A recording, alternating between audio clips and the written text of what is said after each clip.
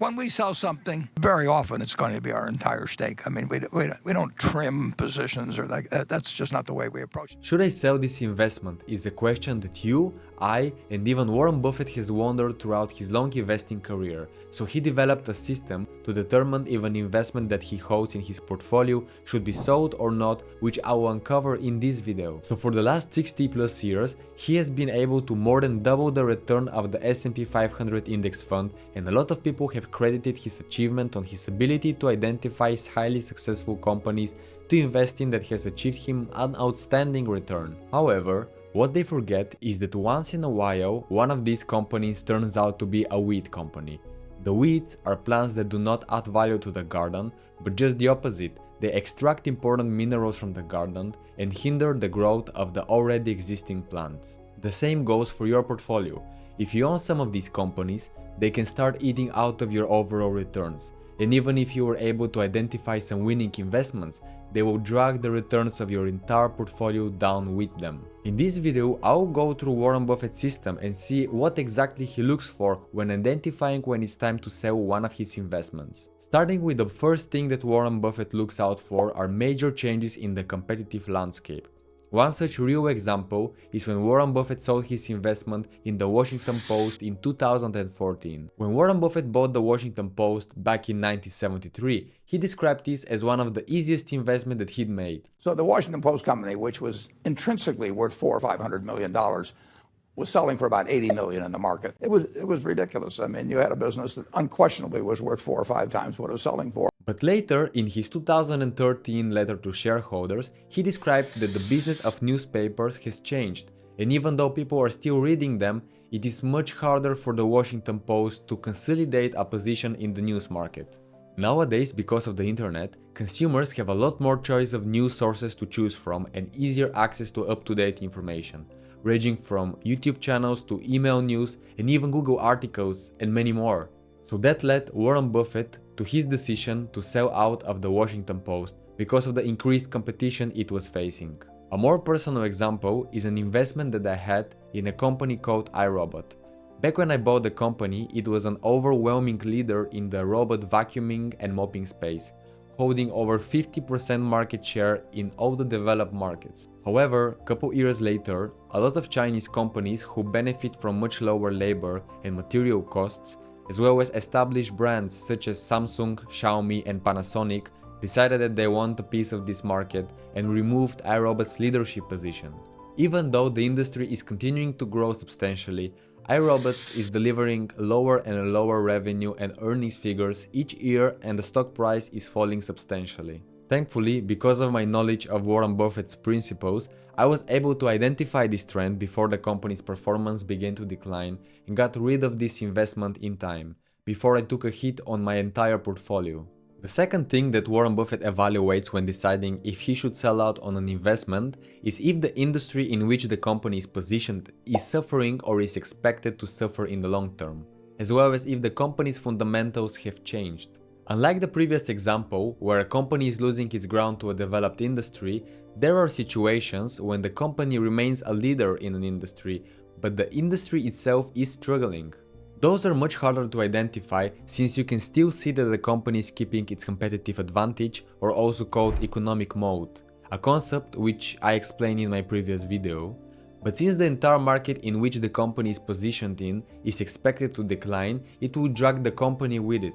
An example of this in which Warren Buffett decided to sell out on multiple of his biggest investments all at once, which were in the same industry, happened very recently in the year 2022 through his sale of 4 big airline companies.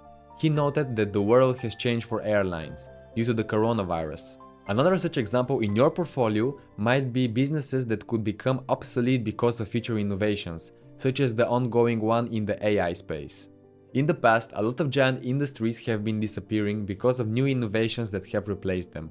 For example, the video rental service Blockbusters, which had a leadership position in a market that was replaced by online streaming services like YouTube or Netflix. Also, ride-sharing services like Uber and Lyft, which have disrupted the taxi industry, are another example of this phenomena, or even the traditional postal services replaced by email.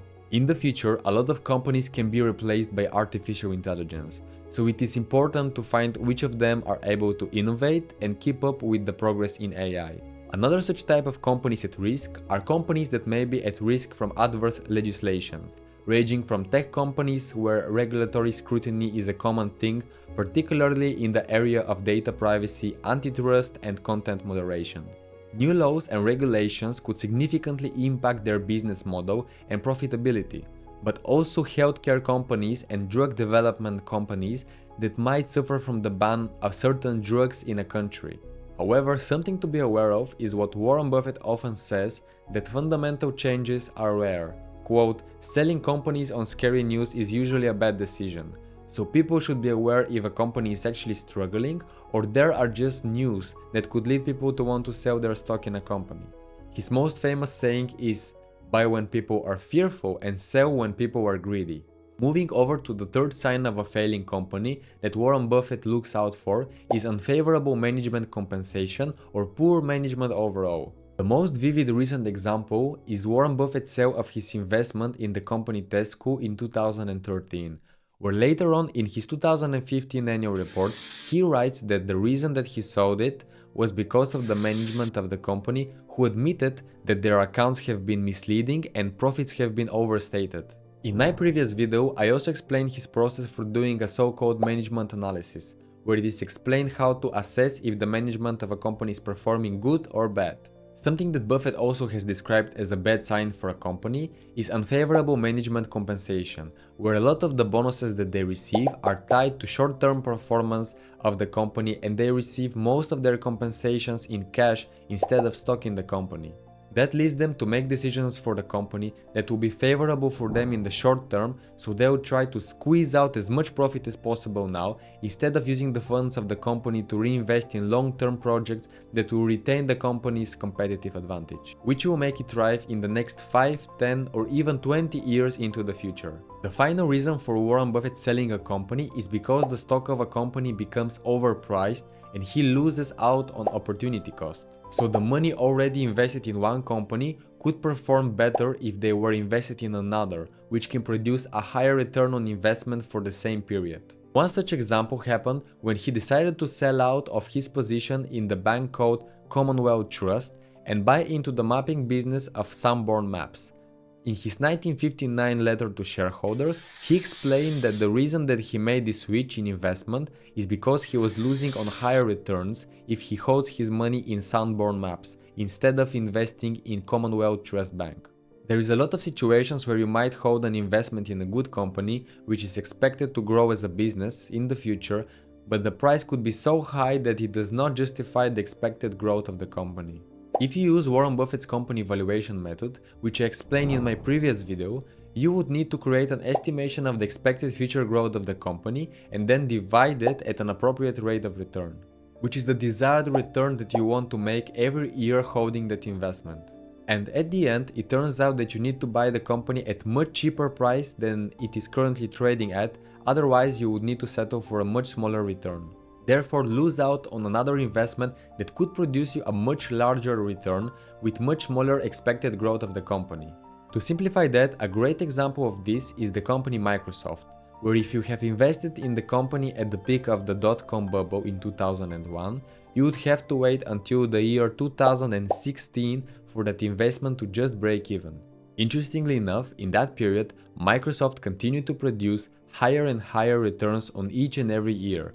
And who knows, maybe the same thing could be happening in the AI or tech sector right now. As Warren Buffett often says, a good business at an unattractive price is a bad investment. Contrary to what Warren Buffett has said in the past, he has later on stated that even though sometimes he could make a better return from investing in a different company, he would much rather stay invested in the company that has proven to be reliable. As he says, quote, "My favorite period to hold a stock is forever." So to not be confused by his contradictory opinion, what I personally do is I would ask myself the question, if you didn't own the stocks, would you buy it again? If the answer is no, then maybe it's time to get rid of that position and invest your money in something better. If you want to see a full example of how Warren Buffett evaluates a company, check out this video.